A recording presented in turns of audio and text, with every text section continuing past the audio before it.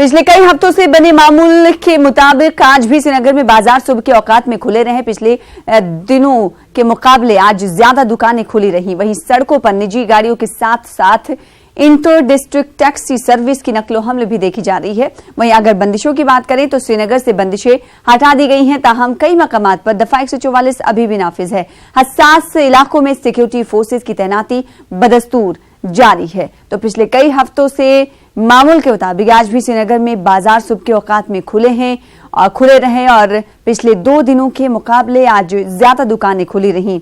सड़कों पर निजी गाड़ियों के साथ साथ इंटर डिस्ट्रिक्ट टैक्सी सर्विस की नकलो हमल भी देखी जा रही है। वहीं बंदिशों की बात करें तो श्रीनगर से बंदिशें हटा दी गई हैं, ताहम कई मकामात पर दफा 144 नाफिज है। मजीद तफसीलात हासिल करेंगे। हमारे साथ हमारे नुमाइंदे सनम तसद्दुक जुड़ रहे हैं। सनम तसद्दुक, आज भी दुकानें खुली हुई रही मामूल के मुताबिक, लेकिन अगर बंदिशों के हवाले से बात की जाए, आज हफ्ते का पहला दिन है, आज क्या कुछ देख पा रहे हैं आप?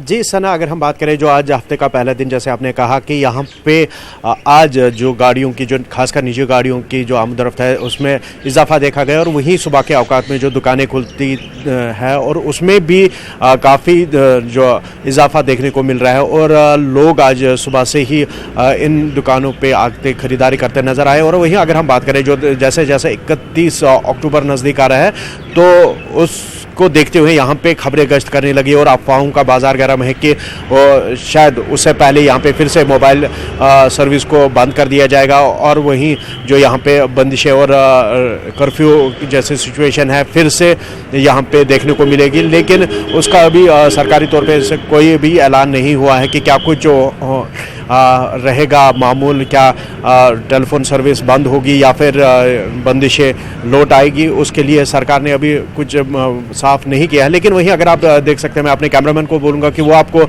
यहाँ पे सड़क का भी मंजर दिखाए कि किस तरह से यहाँ पे जो अभी हम राजबाग इलाके में हैं और यहाँ पे आप देख सकते हैं यहाँ पे भी जो सुबह से ही गाड़ियों की आवाजाही है वो देखी जा रही है और यहाँ पे लोग, यहाँ पे जो दुकानें हैं, खास ये बिजनेस हब है, लाल चौक के बाद ये पॉश एरिया का बिजनेस हब माना जाता है और यहाँ पे कहीं जो इंस्टीट्यूट्स है जो जिनके ट्यूशन सेंटर्स चल रहे हैं और वही जो यहाँ पे चाहे वो डिफरेंट बिजनेस के साथ वाबस्ता लोग हैं वो यहाँ पे अपना बिजनेस कर रहे हैं और यहाँ पे भी सुबह से ही जो मार्केट है वो खुला हुआ है और लोग खरीदारी करते नज़र आ रहे हैं। और वहीं इस एरिया की अगर हम बात करें तो इस एरिया में जो दरबार वो एम्प्लॉयज़ है वो यहाँ पे अकोमोडेट होते हैं, उनकी वजह से भी यहाँ पे खासा जो चहल पहल रहती है इस इलाके में और लोगों की आवाजाही यहाँ पे बाकी इलाकों के मुकाबले में ज़्यादा देखी जाती है। जी सना।